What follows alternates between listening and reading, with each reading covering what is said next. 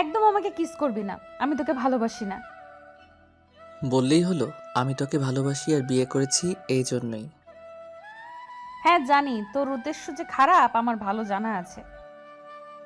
এখন আমাকে আদর করতে দাও জান, কাছে আসো, আমি তোমাকে আদর করব।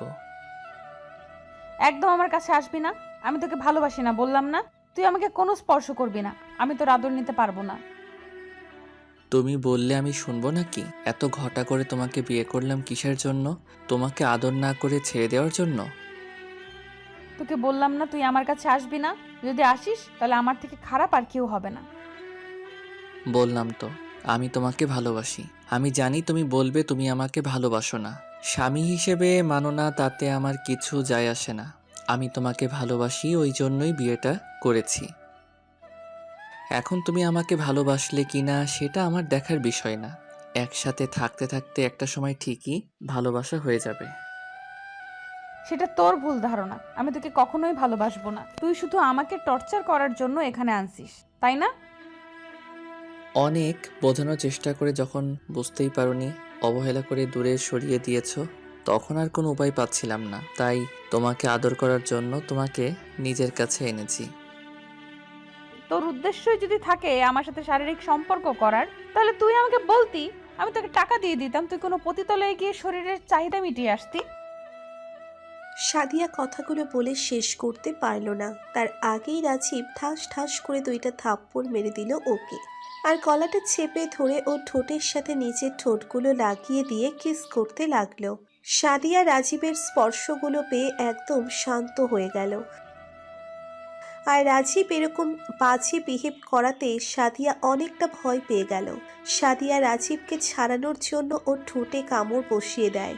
তখন রাজীব ওকে ছেড়ে দিয়ে ওর ঘাড়ে গলায় নাক খুঁজতে খুঁজতে বলে, কেন বুঝতে পারছিস না আমি তোকে কতটা ভালোবাসি?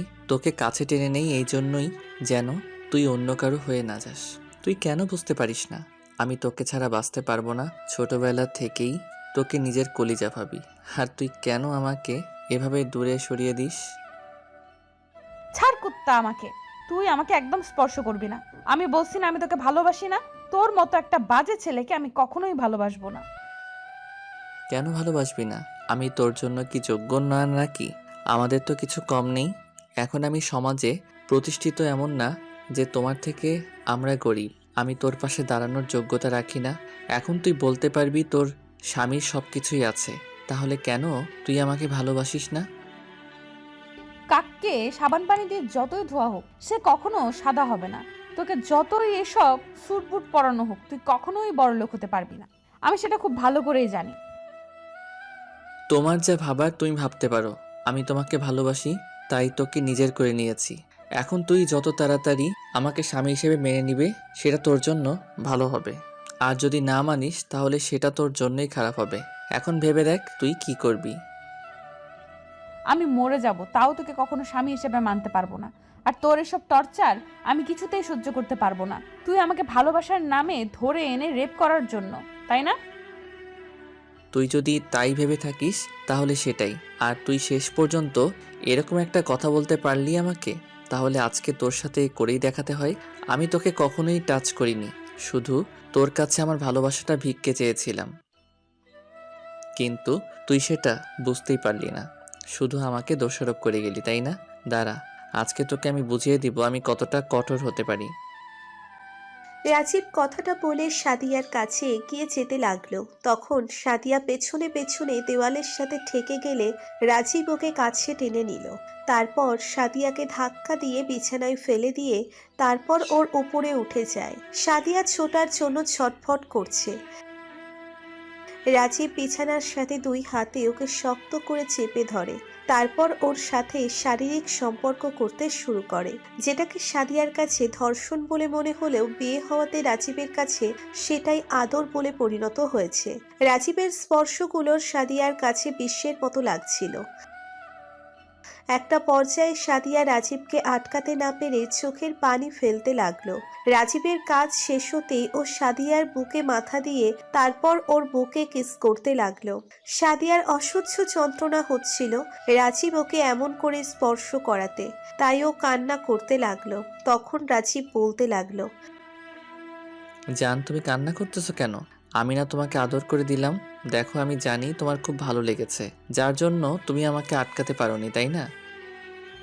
তুই আমার সাথে এমন কেন করলি? তুই জানিস এই স্পর্শগুলো আমার কাছে বিষের মতো মনে হয়েছে। এর থেকে তো তুই আমাকে শেষ করে ফেললেও পারতি, আমার তাতেও কোনো আফসোস ছিল না। আর তুই কি না শেষ পর্যন্ত আমার সাথে এত বাজে বিহেভ করলি, আমি এসব সারা জীবনেও বলতে পারবো না। তুমি এটাকে বাজে বিহেভ বলছো?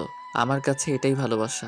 তুমি আমাকে ভালোবাসো আর না বাসো, আমি তো তোমাকে বাসি। আর একসাথে থাকতে থাকতে ভালোবাসাটা হয়ে যাবে। আমি তোকে জীবনেও ভালোবাসবো না, আর তোর সাথে কখনো থাকবোও না। তুমি কি করে আমার সাথে না থাকো আমি সেটা দেখে নিব।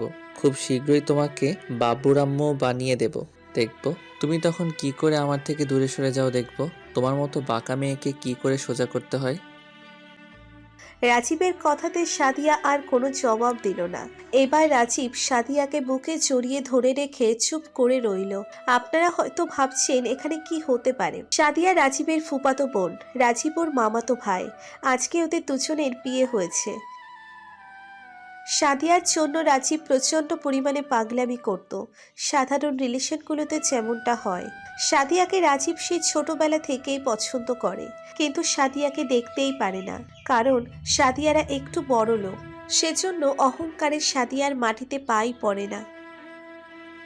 রাজীবের অবস্থা খুব খারাপ ছিল, কিন্তু যবে থেকে রাজীবের ভাইয়া একটা বিজনেস শুরু করেছে আর রাজীব ইঞ্জিনিয়ারিং কমপ্লিট করে একটা ভালো জব করছে, তখন থেকে ওদের অবস্থার পরিবর্তন হয়ে গেছে।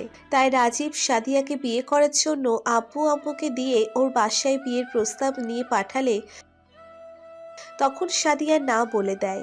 আর রাজীবের আব্বু আম্মুকে অনেক কথা শোনায়, যার জন্য রাজীব পরিমাণে রেগে যায়।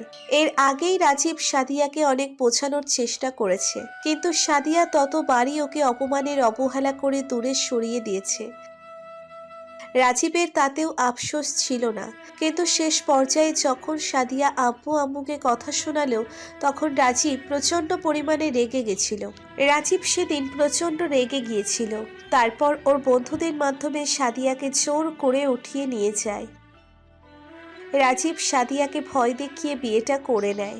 সাদিয়া প্রথমে বিয়ে করতে চাইছিল না, তখন রাজীব ওর সামনে একটা ছুরি ধরতেই সাদিয়া উপায় না পেয়ে ওকে বিয়েটা করে নেয়, কিন্তু বলে ওকে মন থেকে কখনোই মানতে পারবে না। আর আজকে সকালে ওদের বিয়েটা হয়েছে। আব্বু আম্মু ভেবেছে হয়তো সাদিয়া মন থেকে বিয়েটা মেনে নিয়েছে, তাই দুই পরিবারই খুশি আছে।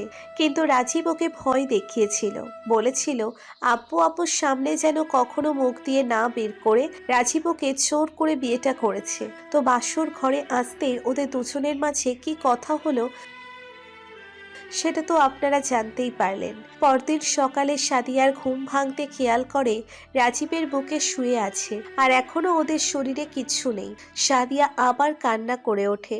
সাথে সাথে রাজীবের ঘুম ভেঙে গেলে রাজীব উঠে সাদিয়ার মুখে পাশে হাত দিয়ে বলতে শুরু করে, বেবি, কি হয়েছে? তুমি কান্না করতেছো কেন? তুমি জানো না তোমার চোখের পানি আমি সহ্য করতে পারি না? তারপরও কান্না করতেছো কেন? বলো আমাকে, কে কি বলছে?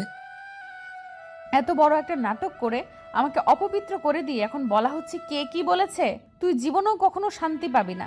তুই আমাকে এভাবে নোংরা করেছিস না, এর জন্য উপরওয়ালা তোকে শাস্তি দিবে। নিজের বউকে যদি আদর করাটা নোংরামি হয়, তাহলে সেই নোংরামিটা আমি প্রায়ই করতে চাই। এখন কথা না বলে চলো গিয়ে গোসলটা সেরে নিই। রাজীবের কথায় সাদিয়া ভয়ে বিছানার একপাশে গিয়ে গুটিসুটি মেরে বসে রইল। তখন রাজীব ওকে কোলে উঠিয়ে নিয়ে তারপর ওয়াশরুমে চলে যায়।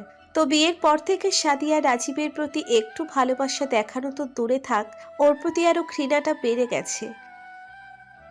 উঠতে বসতে ওকে সবার সামনে ছোট করে। রাজীব জানে সাদিয়া ওকে ভালোবাসে না, তারপরও কোনো আফসোস নেই ওর। রাজীব প্রত্যেক রাতে জোর করে হলেও সাদিয়াকে নিজের ভালোবাসায় ভরিয়ে দেয়, যেটা সাদিয়ার কাছে বিশ্বের মতো মনে হয়।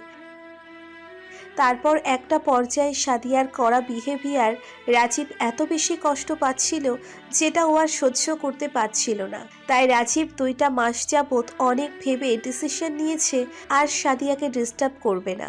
সাদিয়া যেহেতু চায় না রাজীবের কাছে থাকতে, সেহেতু রাজীব আর ওকে ডিস্টার্ব করবে না।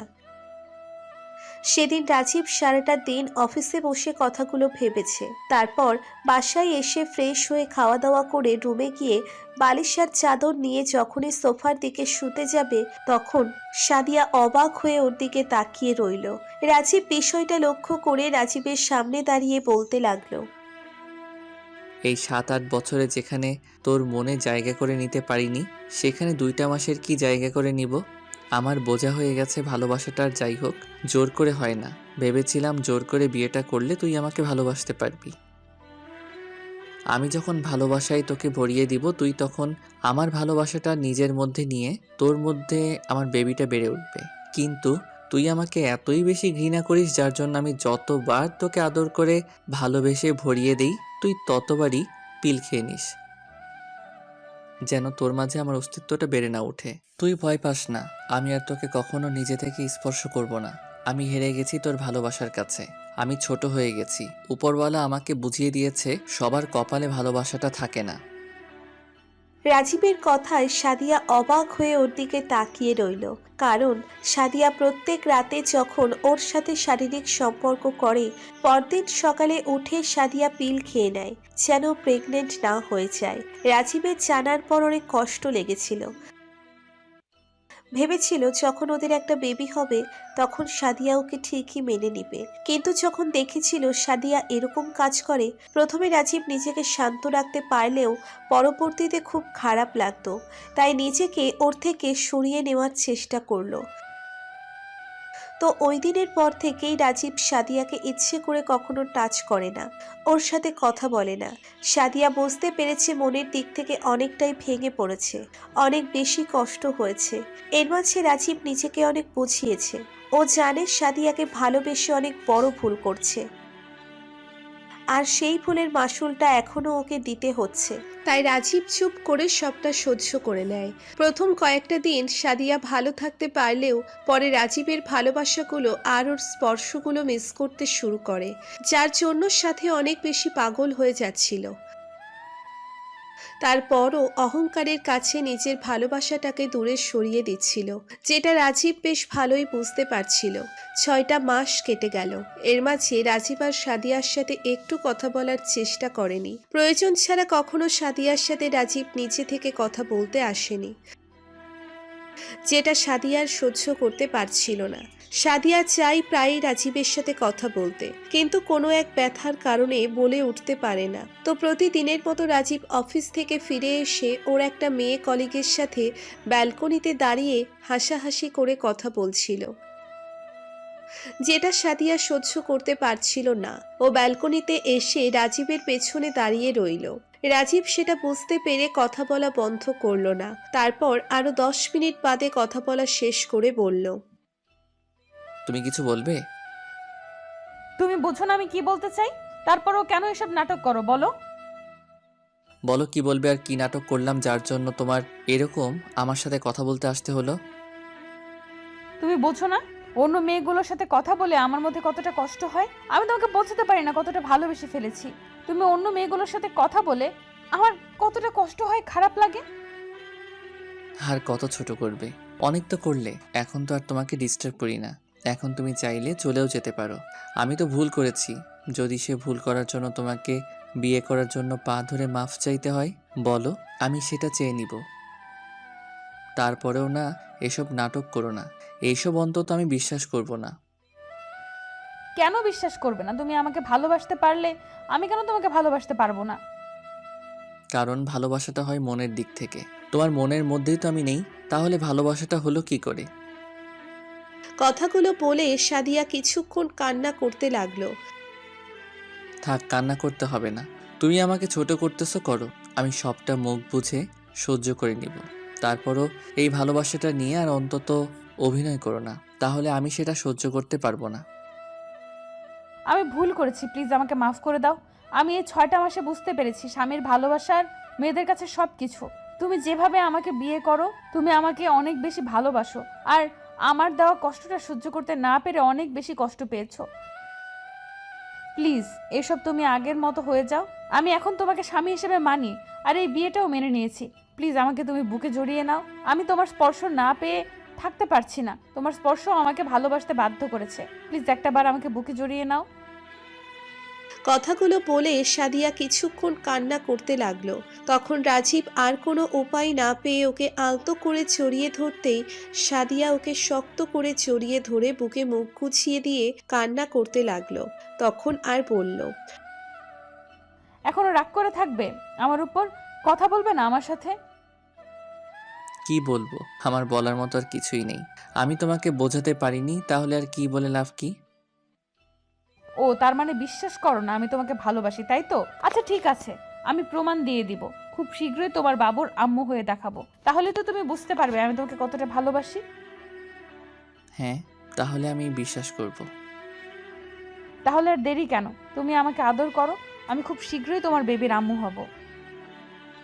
রাজীব একটা মুচকি হাসি দিয়ে সাদিয়ার মুখটা তুলে নেয়। তারপর যা হবে সেটা না হয় ওদের মাঝেই থাক, আপনাদের আর এসব শুনতে হবে না। আর আমিও বলতে পারবো না, কারণ বলতে আমার শরম করে। আমাদের ভিডিওটি কেমন লেগেছে তা কমেন্ট করে জানাতে ভুলবেন না। আর ভিডিওটি যদি ভালো লেগে থাকে তাহলে একটি লাইক করুন আর সাবস্ক্রাইব করে আমাদের পাশেই থাকুন। ধন্যবাদ সবাইকে আমাদের পাশে থাকার জন্য। আল্লাহ হাফিজ।